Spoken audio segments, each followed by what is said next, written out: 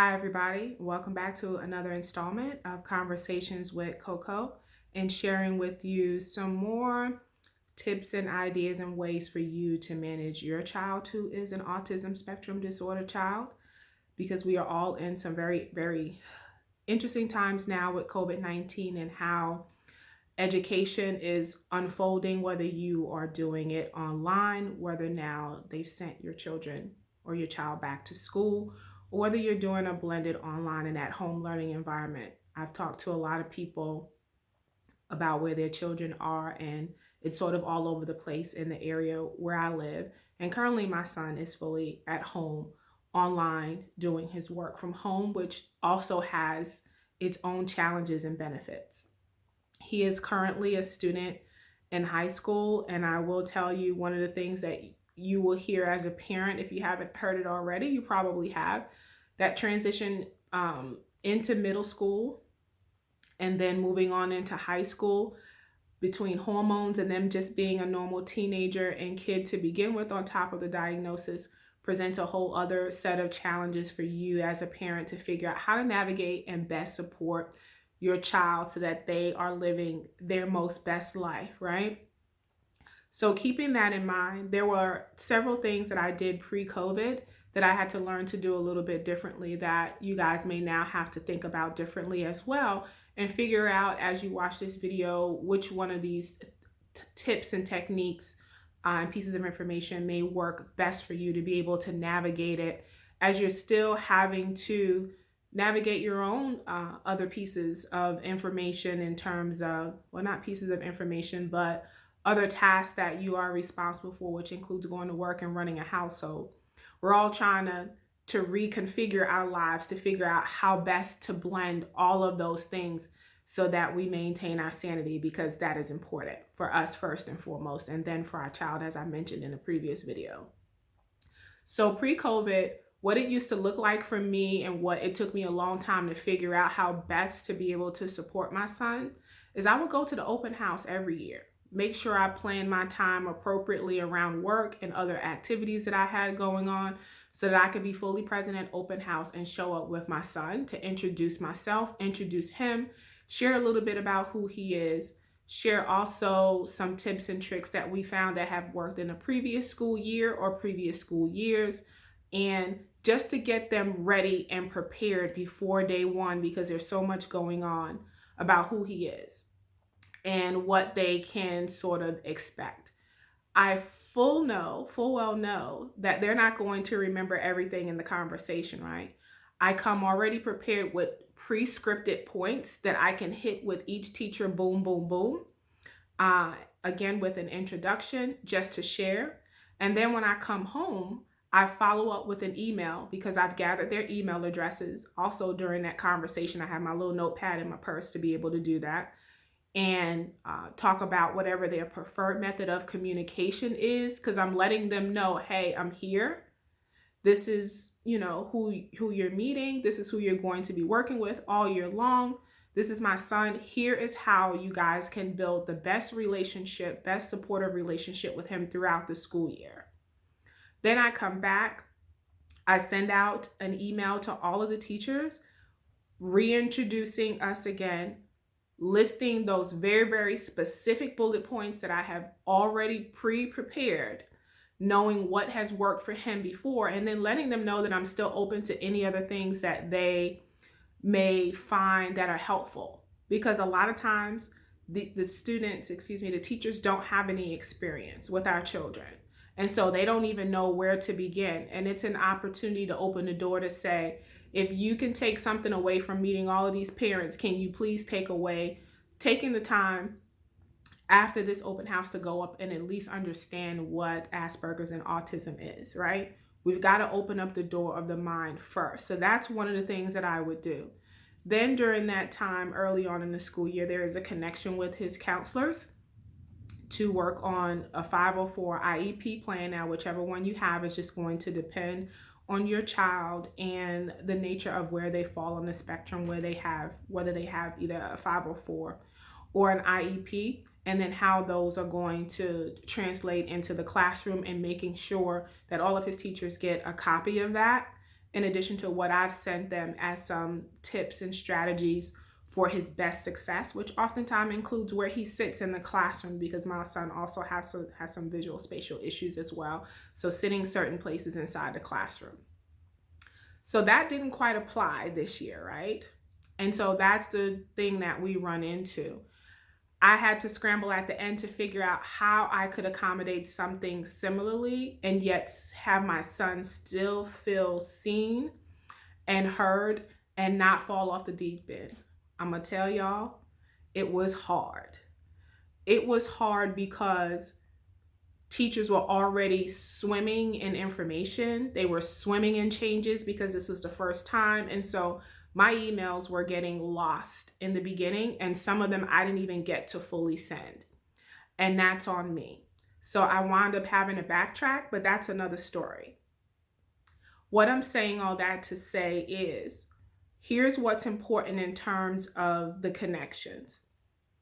Remember that we're all learning to navigate a new way in how our children's education is being administered.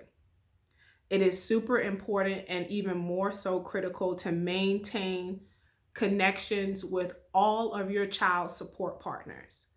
The school counselor, if your child has a therapist, and I'm going to tell you, if your child doesn't have a therapist, you need to get your child a therapist. I promise you it will be the money worth most spending to your time and to their success than you could have ever imagined. It was really a game changer in our household. Other support partners are, don't forget your child's doctor, because sometimes you have to get information from your provider over to the counselors in terms of the diagnosis and making sure that the school has that information that they need to implement any of these plans, because documentation is key. And last but not least, certainly, are the teachers themselves. Maintain that contact. I can tell you I fell off in the beginning of the year big time with contact for a lot of reasons. And a lot of that there were a lot of changes, not just at school, but in our household as well. And all of it was centered around COVID's doing, right? Which none of us could change or do anything about. We just had to figure out how to move through the process. So make sure that you stay in contact with all of your child's key support partners, including the child's other parent if the child is not in the household, the child's other parent is not in the household. That is super important and critical as well. And as well as any other friends and family members who normally support you to give your child what he or she needs. Another thing that I realized was important that I'm honestly still working on right now, because my child is at home and doing school online, there is not that social aspect that they tend to get to help them navigate how to be successfully in the world with other people. That has now been taken away. You also don't have things like them getting as much exercise at home because there is not at least the gym. They would normally get gym or some kind of recess depending on how your child's school operates. They're not getting that either. One of the things that is so important and critical in these COVID-19 times is for everyone to get vitamin D. I'm not a medical professional, so I say that with a disclaimer, while I also say that I'm also in the healthcare industry in terms of what I do for a living. Vitamin D, so super important. Getting your child out of the house and out in the sun, especially if they're, again, that term that was formerly Asperger's syndrome. It is so important that they have that outside time. Now, if your child is like mine, they need a little bit more structure, and then just springing on them, hey, I got 10 minutes to go outside, doesn't necessarily work. I've got to give him a little pre-warning. That works better for the whole goal and purpose behind, 1, him getting sun, 2, him getting out of the house and out of the closed environment that Aspie kids are typically the most comfortable in, and 3, us having some time to spend together. So I'm accomplishing a lot of things if I can only just get us to do a 15-minute walk. And that's actually one of my added plan goals back for the upcoming weeks, is to structure that time with all of the change that we've had so that he's getting vitamin D out in the sun, or I'm giving it to him in the form of a supplement. We get outside, away from all of the things that keep us closed in and closed off from COVID, and social distance appropriately. If we're going outside to take a walk around the neighborhood, or around a local pond where we can social distance, because we have a really nice pond that's not too far from here. Whatever it is that we need to do, make sure that you do that, and do it in a way, because you know your child, in which you gain the maximum benefit, right? Sometimes one thing serves multiple purposes. So the last thing that I want to talk about and strongly remind everybody about is, again, taking care of yourself. This is the time where it is easiest to put yourself last, and you really need to constantly remember to put yourself first, because if you're not good for you, you're not good for your child, nor to all of the other things that you are responsible to do to make your life keep going. So you guys are going to hear me say that a lot because it's important, and we tend to forget. I know I tend to forget a lot to do things for myself, and that's also something that I'm making reminders for, so I don't get to forget to put me first and then find myself lost and buried in all of the things that I have to do. And then I've got to go through this whole refocus, recenter deal with myself in order to be able to give my best self to meeting the needs of my son. So here is the advice that I want to offer you, because as human beings, we're generally really, really good at giving grace to other people. Here and right now, it's super important for you to remember that same grace that you give to other people, please give it to yourself first. Please remember to give it to yourself first. Grace to yourself first. And then that grace really means something more important when you're able to extend it to others, so that you can be the best parent you can be, and manage and balance and juggle all of the other things that you need to juggle, including work. Because I promise you, it's hard. I live it every day. It is hard. It is challenging. And I'm constantly stretching myself to think outside of the box so that I can stay on task, so that I can keep my son on task, and so that I can do all of the other things that I need to do when it comes to work as well, and maintain balance and wholeness and good mental and emotional health. I have a hashtag that I use on my IG page all the time. And remember, that IG page is Convos, CONVOS _with_Coco. That's Convos with Coco on IG. And that hashtag is this: whole, WHOLE, not whole, HOLE, right? Whole as in hole in the ground, hole in your heart, whole in your life. No, but whole as in full and complete and one.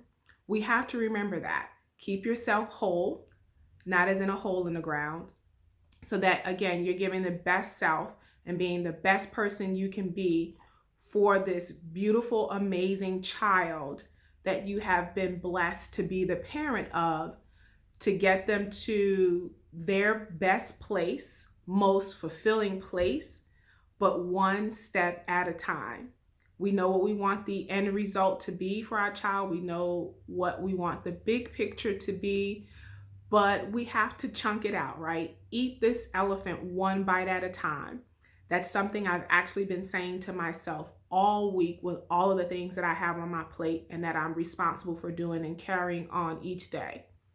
So I appreciate you guys. Again, always coming rocking with your girl. Don't forget to subscribe, like, leave a comment for me, whether it's a comment and or a question. Don't forget to share this video if you're seeing it. It could be for you, and you could know others who need it.